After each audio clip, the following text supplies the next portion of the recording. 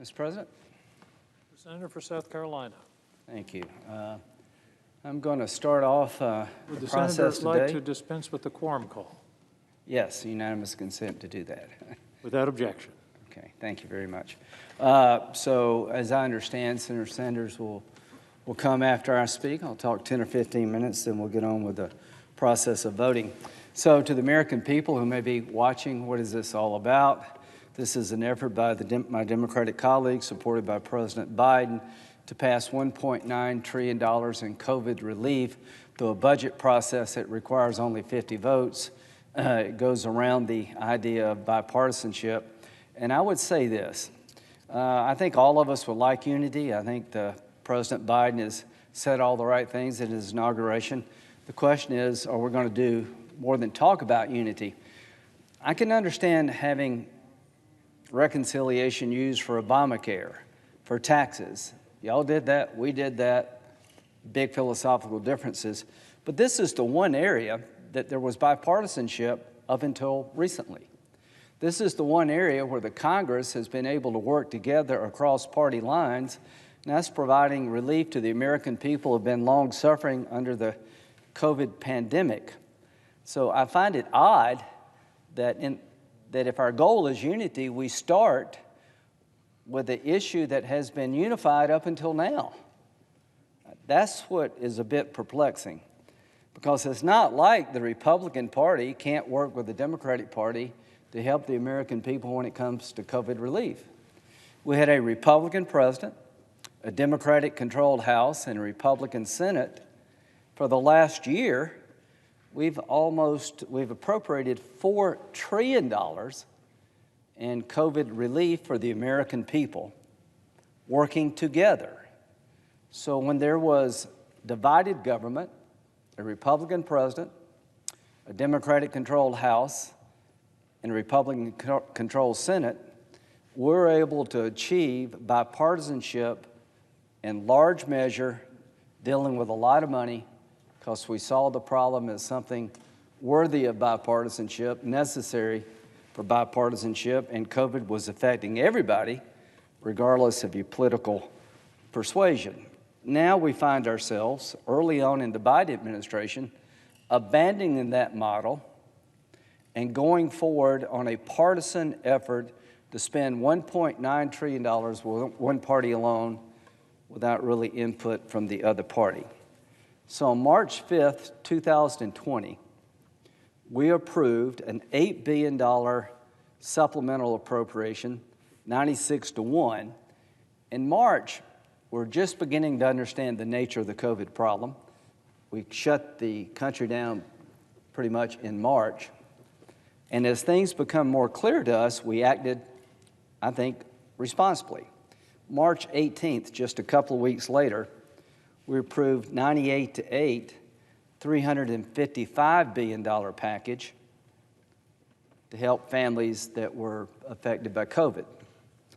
March 25th, just about a week later, we spent $1.9 trillion in a COVID relief package, which is a massive amount of money, one of the largest expenditures in the history of the country since World War II, 96-0. So we're now talking about spending $1.9 trillion in February of 2021, and there seems to be no ability here to negotiate a package that could get another 90-plus votes, because my Democratic colleagues have chosen the reconciliation route. April 21st, 2020, by voice vote, we spent $355 billion to add more money to the Paycheck Protection Act that Senator Collins and the presiding officer worked on to help businesses who had lost their customer base. September the 30th, we had $8 billion, 84-10.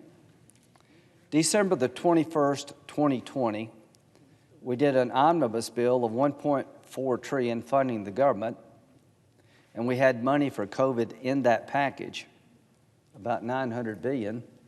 That passed 92-6. That was in Christmas. Here's what I want you to understand. that we have up to now been able to work together to help the American people who have been suffering from COVID. We've appropriated, as I've just described, over $4 trillion. And as of this moment, 2.7 have actually been allocated. So there's over $1 trillion, 1.3 trillion that we haven't spent yet. Of the $900 billion we authorized to be spent, appropriated in December, only 20% of it's been spent. So a lot of the money is yet to be spent, and now we're going to add 1.9 trillion on top of what we've done before all the money's been spent, or most of it's been spent. We created a Federal Reserve program for mid-size and larger businesses that had a $5.7 trillion cap on it. We've done 2.6 trillion. So I think people on our side really believe that we should learn more about how the money's being spent we've already appropriated, that a $15 minimum wage increase in a COVID package is a bad idea during a COVID economy, and that's what's in this package. Most small businesses in South Carolina and throughout the country have been struggling to stay open due to lack of travel, due to mandates at the state and local level, reducing the ability to have 100% occupancy in restaurants. Tourism has really been hurt. The service sector has really been hurt. The food industry has really been hurt. Can you imagine the combined effect of having the government reduce your ability to earn money by restricting your business model, and at the same time adding a mandate to your business of maybe increasing your wages by 50%, maybe 100%. So this 1-2 punch will take out what's left of small businesses in the tourism sector and in the restaurant business. Because what we've had to do, some people say we've done too much in restricting the ability of small businesses to earn a living, but that's had an effect on their ability to generate income. Now we're combining an increase in cost of increasing wages for every business in the country to $15 an hour over time. They can't absorb that. A lot of us believe that is the wrong thing to do in a COVID economy.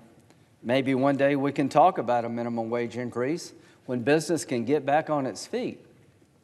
But that's one of the reasons that you're going to find pretty much unified opposition on our side.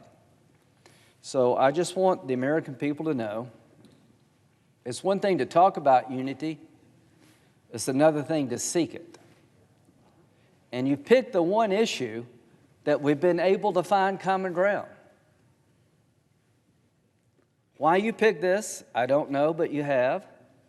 I appreciate President Biden sitting down with 10 Republicans who wanted to find an alternative.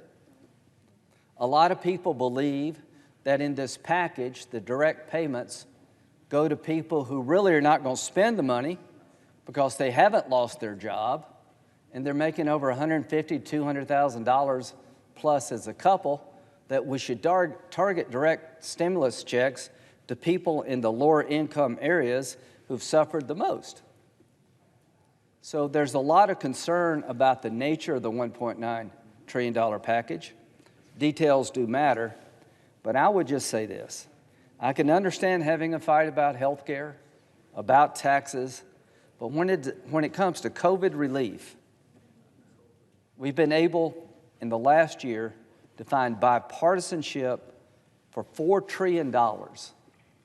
And now we're abandoning that quest, and we're going to try to create a process, my Democratic colleagues are, to deal us all out on our side and pass a $1.9 trillion COVID package that I think in many ways misses the mark. So to say that I'm disappointed is an understatement. You have the right to do this. And during the campaign, we talked about what would happen if one party got in charge of everything. We predicted on the Republican side, if you have a Democratic president, Democratic Senate, and a Democratic House, that the liberal wish list is going to come roaring through the House and the Senate trying to get on President Biden's desk.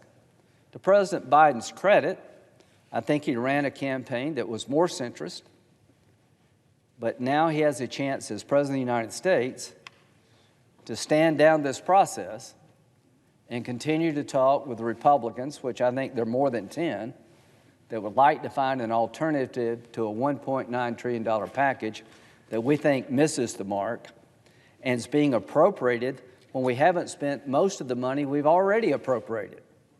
So this is a choice you make. This is a debate we're going to have. It's going to be a long day. It will go into the night. Let's try to keep good cheer about it. Understand that we all love the country.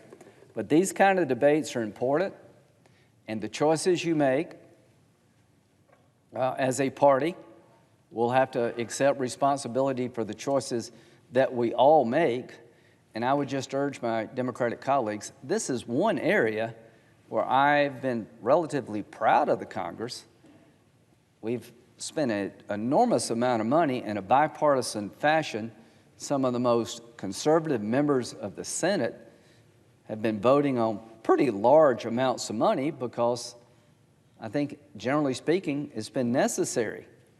But now the vaccine is being distributed. Anything we can do to get it out faster to more people, great. Most of the money we've appropriated hasn't been spent. I would just ask that we slow down a bit. Whatever we spend in the future needs to be more targeted. And the last thing you want to do in a COVID economy is increase the cost of doing business at a time most businesses are barely hanging on in certain sectors of the economy. So I look forward to working with Senator Sanders, trying to work through the amendments. And this will be a long day, but hopefully it will be a fruitful day for the American people as you understand more about the differences that we have, and eventually maybe we can find something in common. If you asked me before the election, what are the two areas that bipartisanship would be easiest achieved, most likely to be achieved?